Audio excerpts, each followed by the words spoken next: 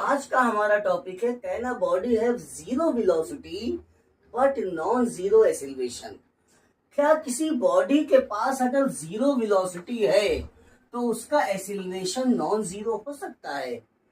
तो ये बिल्कुल पॉसिबल है, हो सकता है। ये हो सकता है स्टूडेंट्स वर्टिकल कंडीशन में। वर्टिकल कंडीशन में क्या हो सकता है कि जब बॉडी वर्टिकली मोशन करती है, सपोज करिए कि हमने इस चौक को किसी वेलोसिटी से फेंक दिया, सपोज करिए 20 मीटर पर सेकंड की वेलोसिटी से फेंका, तो धीरे धीरे इसकी वेलोसिटी कम होगी और हाईएस्ट पॉइंट पे वेलोसिटी क्या हो जाएगी? जीरो। क्योंकि अगर ये वेलोसिटी यहाँ जीरो नहीं होगी तो ये हाईएस्ट पॉइंट नहीं होगा, बॉडी और ज्यादा ऊपर जाएगी।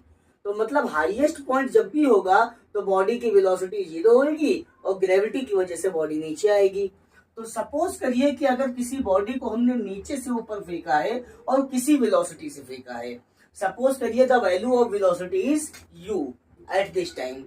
सो अगर बॉडी नीचे से ऊपर जा रही है और ग्रेविटेशनल फोर्स ऊपर से नीचे लग रहा है तो वेलोसिटी डिक्रीज होगी और हाईएस्ट पॉइंट पे क्या होगा? The final velocity will be equal to the zero.